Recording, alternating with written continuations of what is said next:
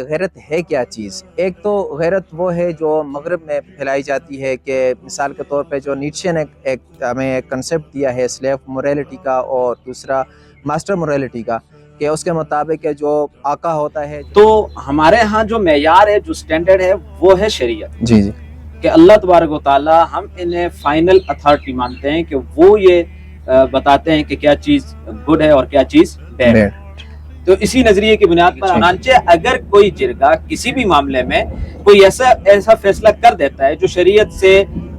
کے اصولوں کے منافی ہے، اسلامی شریعت کے مخالف ہے، تو ایسا فیصلہ نافذ ہونا تو دور کی بات ہے، وہ ایسا فیصلہ خود ہی سے کل آ جاتا ہے. اچھا ڈاکٹر صاحب، ولی کی اجازت کے بغیر نکاح کرنا، اس کا حکم کیا ہے؟ تو اصل بات یہ ہے کہ نکاح کے بارے میں جو فیصلہ ہوگا وہ اصلاً لڑکی کا ہوگا اور اصلاً وہ لڑکے کا ہی ہوگا. اگر وہ دونوں راضی نہ ہوں تو ولی ان کی رضامندی کے بغیر فسخ کروانے کے لیے بھی یہ طریقہ کار نہیں ہوگا کہ وہ خود بیٹھ کے کہیں کہ بھئی جاؤ ہم نے اس نکاح کو کیا کر دیا ہے، فسخ کر دیا ہے، بلکہ اس کو باقاعدہ قاضی کے پاس. محترمہ حاضرین اور سامعین، تفہیم نو کے پلیٹ فارم میں فریڈم آف سپیچ کے سیگمنٹ میں آپ کو خوش آمدید کہا جاتا ہے. ہمارے ساتھ آج پہ معمول موجود ہیں جناب ڈاکٹر مفتی محمد ابراہیم صاحب. ڈاکٹر صاحب، آپ کو اس میں خوش آمدید ہم کہتے ہیں. جی بہت شکریہ. حاضرین و سامعین، حالیہ بلوچستان میں جو واقعہ رونما ہوا ہے، جس میں ایک مرد اور ایک عورت کو قتل کیا گیا ہے غیرت کے نام پہ،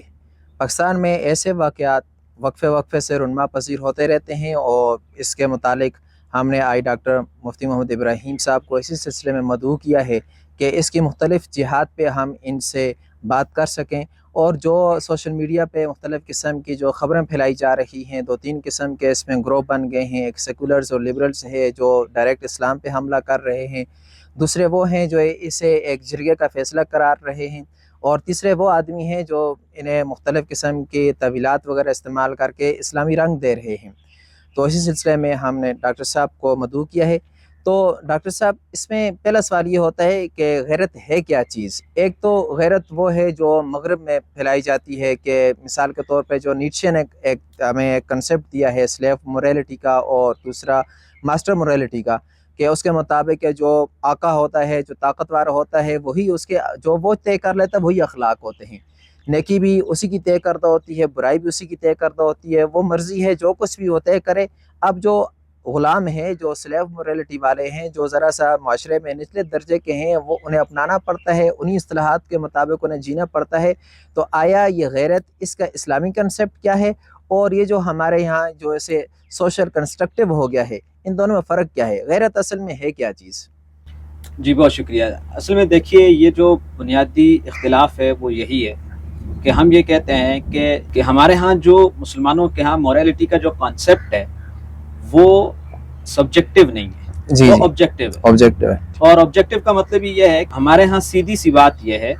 کہ جس چیز کو شریعت برا کہہ دے وہ برا ہے، اور جس چیز کو شریعت صحیح کہہ دے وہ صحیح ہے. اس میں ہم کسی انسان کی، ایک شخص کی ذاتی رائے کو دخل نہیں دیتے. مثال کے طور پہ آپ یہ دیکھ لیجئے کہ غیبت ہی ہے، غیبت کو جہاں شریعت کہے گی کہ یہ ناجائز ہے وہاں ناجائز ہوگی، جہاں شریعت کہہ دیتی ہے کہ یہ جائز ہے وہ وہاں پہ جائز ہو جائے گی. یا دھوکہ دینا ہے کہ عام حالات میں دھوکہ دینے کو شریعت ناجائز کہتی ہے تو ہم کہیں گے ناجائز ہے، اور جنگ کی حالت میں دھوکہ دینا یہ بالکل ٹھیک ہے. تو ہمارے ہاں جو معیار ہے، جو سٹینڈرڈ ہے، وہ ہے شریعت. جی جی کہ اللہ تبارک و تعالی ہم انہیں فائنل اتھارٹی مانتے ہیں کہ وہ یہ بتاتے ہیں کہ کیا چیز گڈ ہے اور کیا چیز بیڈ ہے. تو اسی نظریے کی بنیاد پر آپ دیکھیے، ایک حدیث میں آتا ہے کہ اللہ تبارک و تعالی غیرت مند ہے اور مومن بھی غیرت مند ہے، اور اللہ تبارک و تعالی کو جو چیزیں اس نے حرام کی ہوئی ہیں ان کے کرنے پر غیرت آتی ہے. یعنی اگر کوئی شخص اس حرام کا ارتکاب کرتا ہے تو اللہ تبارک و تعالی کی غیرت آتی ہے اس پر اللہ کو، اور اللہ تبارک و تعالی غیرت کھاتے ہیں. تو اب مسئلہ یہ ہے کہ اب کوئی بھی ایسی چیز جو کسی علاقے کی، کسی سوسائٹی کی، کسی فرد کی اپنی بنائی ہوئی غیرت کی تعریف ہو تو اس تعریف کا کوئی اعتبار نہیں. تو غیرت کا مطلب سیدھا سا یہ ہے کہ جو چیزیں اللہ تبارک و تعالیٰ نے حلال کی ہیں انسان ان کو حلال رکھے، اور جو اللہ تبارک و تعالیٰ نے حرام قرار دی ہیں انسان ان کو حرام قرار دے. اسی لیے حدیث شریف میں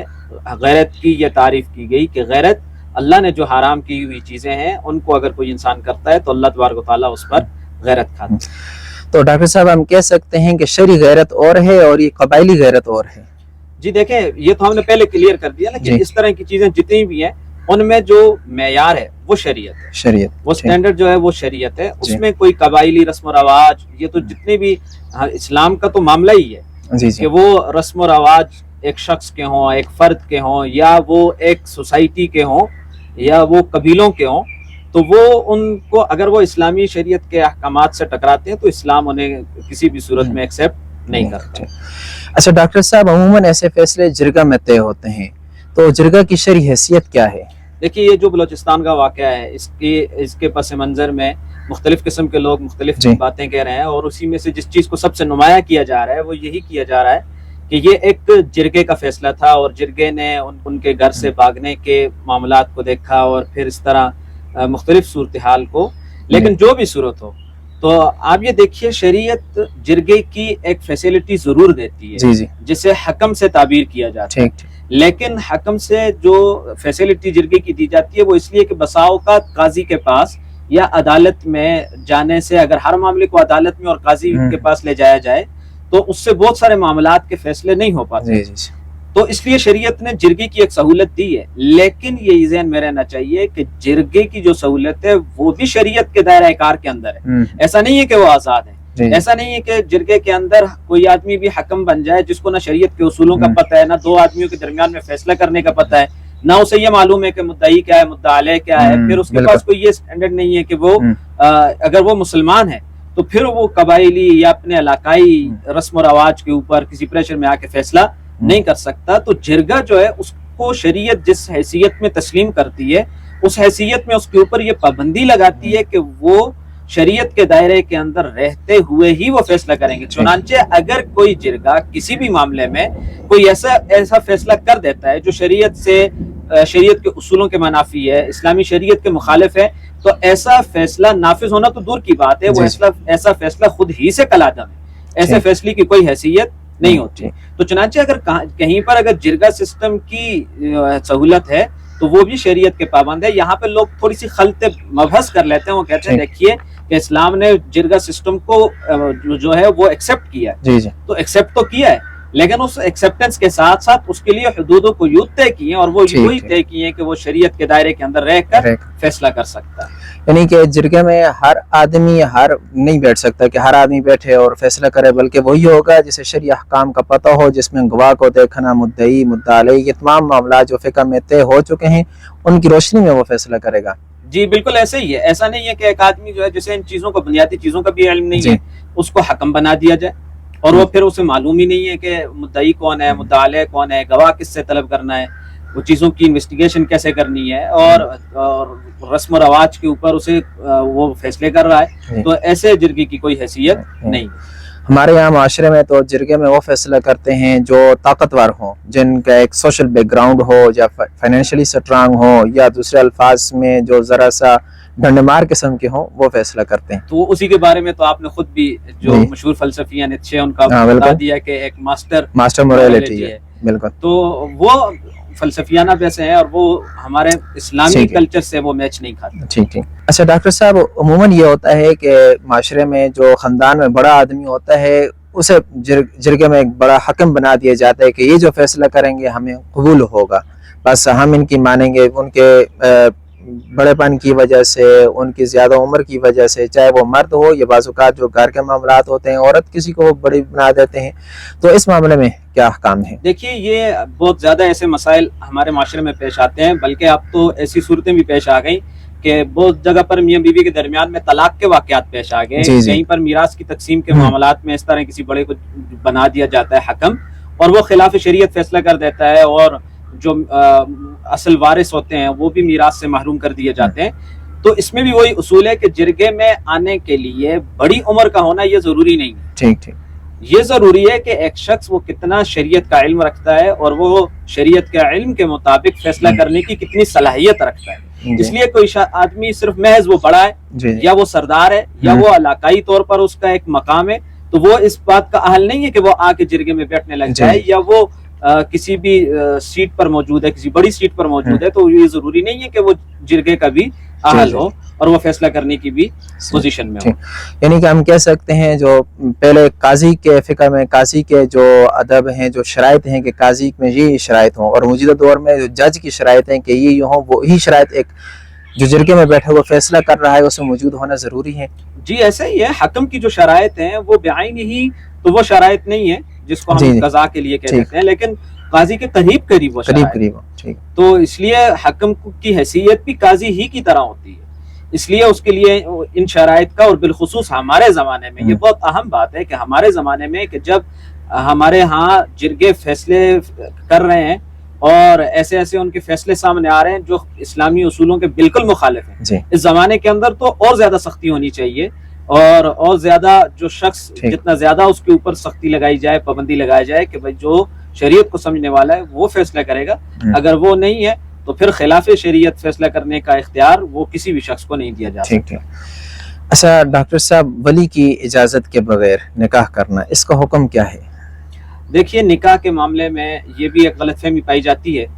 اور وہ غلط فہمی یہ پائی جاتی ہے کہ ایک یوں سمجھ لیجئے کہ ایک ہے بیسٹ پریکٹس. شریعت یہ کہتی ہے بیسٹ پریکٹس یہ ہے کہ بالغ مرد ہو اور یا بالغ عورت ہو, وہ جب نکاح کے بندھن میں بندھے تو ان کے ہاں یہ باقاعدہ جو ان کے ہاں ایک معروف طریقہ کار ہے کہ ان کے بڑے یہ فیصلہ کریں, تو انہیں ایک معاشرتی طور پر عزت اور وقار دیتے ہوئے, احترام دیتے ہوئے شریعت اسلامی ان کو یہ اختیار دیتی ہے کہ فیصلہ انہی کو کرنا چاہیے. اچھا, اب اس کا ایک دوسرا پہلو ہے, اور وہ پہلو یہ ہے کہ اگر کوئی کہیں پر کوئی بالغ مرد یا بالغ عورت وہ نکاح کا فیصلہ خود کر دیتے ہیں تو اس نکاح کا حکم کیا ہے؟ تو ایسا نکاح منعقد ہو جاتا ہے, کیونکہ بالغ ہونے کے بعد ماں باپ کا بچوں کے اس فیصلے کے اوپر اختیار نہیں ہوتا. ایسا اختیار کہ جہاں ان کا دل چاہے وہ کہیں کہ بھئی یہاں اپنے شادی کرنی ہے وہیں پہ وہ کر لیں, اور جہاں ان کی پسند نہ ہو تو وہاں پر نہ ہو. بلکہ آپ یہ دیکھیے ہمارے معاشرے میں جتنے مسائل پیدا ہو رہے ہیں ان مسائل کی پیچھے اصل وجہ بھی یہ ہے کہ ایک لڑکے کو اور ایک بالغ لڑکی کو یہ اختیار نہیں دیا جاتا. بلکہ معاف کیجئے گا, ہمارے ہاں تو تھوڑی سی ڈسکریمنیشن یہ بھی ہے کہ اگر بچی کہیں پر انکار کر دے تو اس کا فوراً مطلب یہ سمجھ لیا جاتا ہے کہ یہ غلط روش پہ چل رہی ہے, اور اس سے پوچھنا عیب سمجھا جاتا ہے, عار سمجھا جاتا ہے. حالانکہ شریعت اسلامی نے, نبی علیہ الصلوۃ والسلام نے عورتوں کو پورا اختیار دیا ہے کہ وہ اپنے نکاح کے بارے میں خود اپنا فیصلہ کریں. تو اصل بات یہ ہے کہ نکاح کے بارے میں جو فیصلہ ہوگا وہ اصلاً لڑکی کا ہوگا اور اصلاً وہ لڑکے کا ہی ہوگا. اگر وہ دونوں راضی نہ ہوں تو ولی ان کی رضامندی کے بغیر, یعنی جو ان کا نگران ہے وہ ان کی رضامندی کے بغیر ان کا نکاح نہیں کر سکتا. اچھا ڈاکٹر صاحب, کف کے معاملے میں بھی ولی دیکھے گئے پھر ان تمام چیزوں کو؟ جی دیکھیے, کف میں ہمارے پاس جو چیزیں ہیں اس میں حسب نسب بھی ہے, اس میں تعلیم بھی ہے, اس میں پیشہ بھی ہے. تو جب ہم کف کی بات کرتے ہیں تو اس میں یہ ساری چیزیں دیکھی جاتی ہیں. تو کف کے معاملے میں بھی ایسا ہی ہوتا ہے کہ کف کی رعایت رکھنا ضروری ہوتی ہے. اچھا, اس ضروری ہونے کا یہ مطلب قطعاً نہیں ہے کہ اگر غیر کف میں نکاح کر لے, کوئی لڑکی کر لے نکاح, تو وہ نکاح سرے سے منعقد ہی نہ ہو. ایسا نہیں ہے کہ تاریخ میں یا کچھ علماء اس طرف نہیں گئے کہ جنہوں نے یہ کہا ہو کہ نکاح منعقد ہی نہیں ہوتا, بلکہ کچھ رائے ایسی ہیں سامنے جو یہ کہتے ہیں کہ نکاح غیر کف میں کرنے سے منعقد ہی نہیں ہوتا, لیکن امت کے اجتماعی فہم نے اس کو قبول نہیں کیا. اور اس کا طریقہ کار یہی بتایا کہ اگر وہ غیر کف میں نکاح ہو جاتا ہے تو وہ نکاح منعقد ضرور ہو جاتا ہے, البتہ اس کے جو اولیاء ہیں جیسے والد ہے, دادا ہیں, تو ان کو یہ اختیار ہوتا ہے کہ وہ اس نکاح کو فسخ کروائیں. اچھا, فسخ کروانے کے لیے بھی یہ طریقہ کار نہیں ہوگا کہ وہ خود بیٹھ کے کہیں کہ بھئی جاؤ ہم نے اس نکاح کو کیا کر دیا ہے, فسخ کر دیا ہے, بلکہ اس کو باقاعدہ قاضی کے پاس, ہو سکتا ہے اس وقت تک اس کے معاملات بالکل درست طریقے سے چل رہے ہوں, تو وہ قاضی کے پاس جائیں گے اور قاضی کے ذریعے اس کو کیا کروائیں گے, فسخ کروائیں گے. کیونکہ اگر یہ اختیار خود ان کو براہ راست دے دیا جائے تو اس سے بہت سارے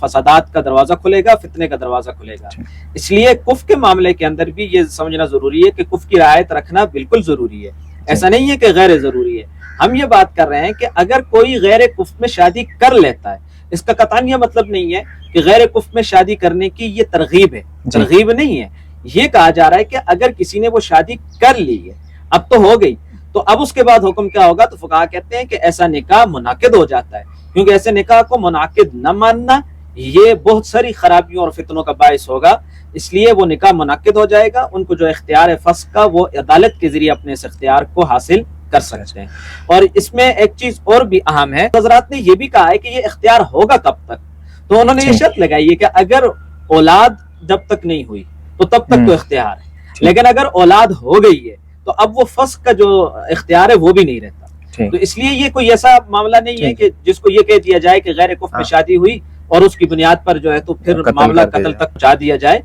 یہ انتہائی جاہلانہ بات ہے, اس کو کسی بھی طرح سے جسٹیفائی نہیں کیا جا سکتا. یعنی غیر کفر میں شادی کرنا قتل کرنے کا سبب نہیں ہے, بالکل بھی نہیں ہے. غیر کفر میں شادی کرنا وہ قتل کرنے کا سبب بالکل بھی نہیں ہے. دیکھیں جیسے میں نے ابھی ایک چیز بتائی کہ غیر کفر میں اگر شادی ہوئی اور تو پھر وہ اختیار کب تک ہے؟ یہ ساری عمر اختیار رہے گا ولی کو کہ وہ فسخ نکاح کر لے. تو وہاں پر بھی علماء نے لگائی کہ اگر اولاد ہو گئی تو اب وہ اختیار بھی باقی نہیں رہتا.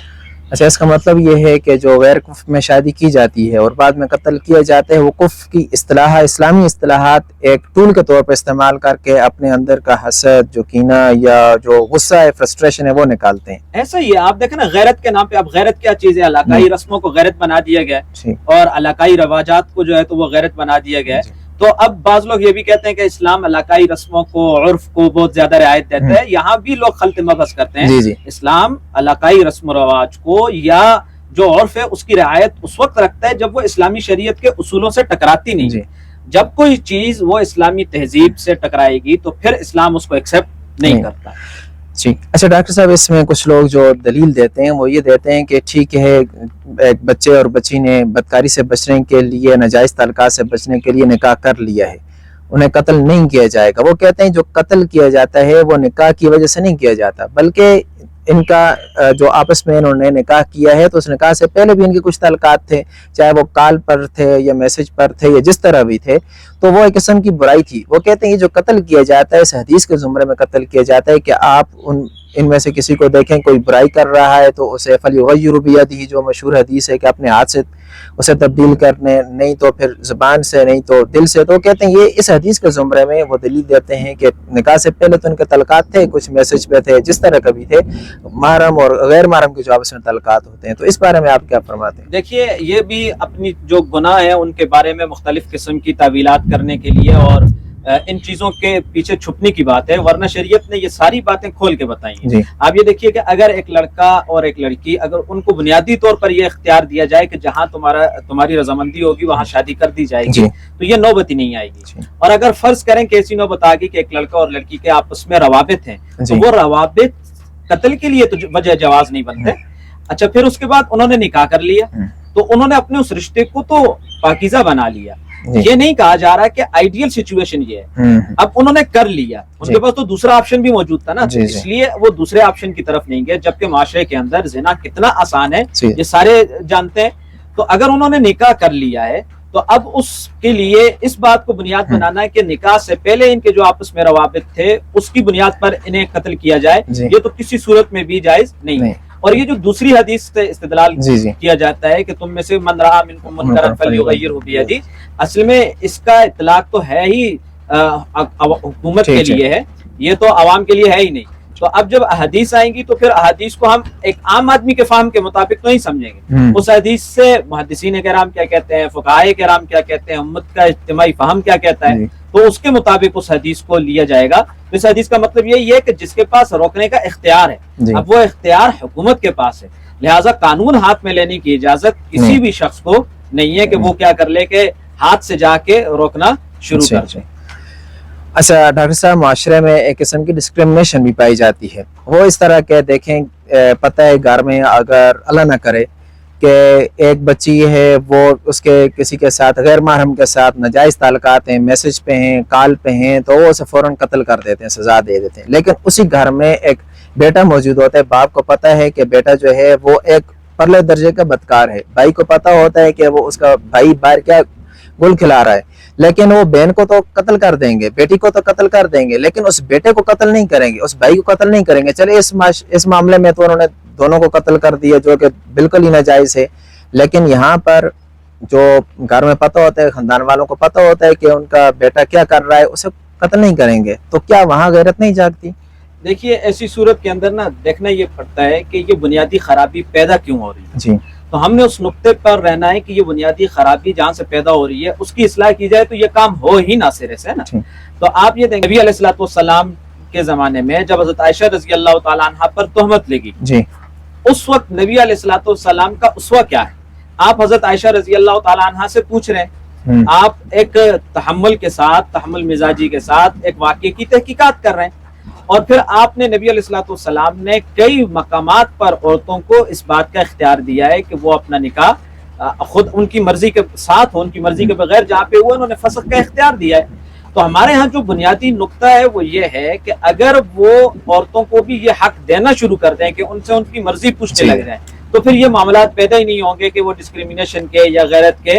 اور پھر جو لوگ یہ کہتے ہیں کہ عورت کے معاملے میں تو غیرت آتی ہی آتی ہے کیونکہ وہ ہے ہی پردے کی چیز اور مرد جو ہے وہ پردے کی چیز نہیں ہے، تو ہم یہ کہتے ہیں ان ساری چیزوں سے پیچھے جا کر اگر آپ وہ اختیار جو شریعت نے دیا ہے، شریعت نے عورت کے لیے حق کے اس کو جو ملکیت کا حق دیا، اس کو رضامندی کا حق دیا، اس کو حق کے نکاح دیا، یہ اگر اختیار ایک عورت کو دے دیے جائیں گے تو پھر اس اختیارات کی وجہ سے معاشرے کے اندر یہ ڈسکریمنیشن بھی پیدا نہیں ہوگا اور اس طرح کی خرابیاں بھی پیدا نہیں ہوں گی. ڈاکٹر صاحب اس میں آپ سے ڈسکشن میں 2 پوائنٹ سامنے آ گئے، ایک تو بدکاری آسان ہے، نکاح مشکل ہے، اور دوسرا یہ کہ نکاح میں عورتوں سے پوچھنا. تو ہم یہ چاہتے ہیں کہ اس پہ علیحدہ کے پروگرام ہو جس میں بدکاری آسان ہے اور نکاح کو ہم نے کیوں مشکل کیا ہے اور دوسرے عورتوں سے پوچھنا. تو مستقبل میں ہم اس پہ علیحدہ پروگرام کرنے کا ارادہ رکھتے ہیں، انشاءاللہ آپ کو اس میں مدعو کریں گے. آپ کا بہت بہت شکریہ. تو حاضرین و سامعین، ملتے ہیں ایک نئے پروگرام میں جس میں ہم نکاح مشکل کیوں ہے اور بدکاری آسان کیوں ہے، اور دوسرا عورتوں سے نکاح کے معاملے میں ہم کیوں نہیں پوچھتے اور شریعت اس بارے میں کیا حکم دیتی ہے. تب تک فی امان اللہ.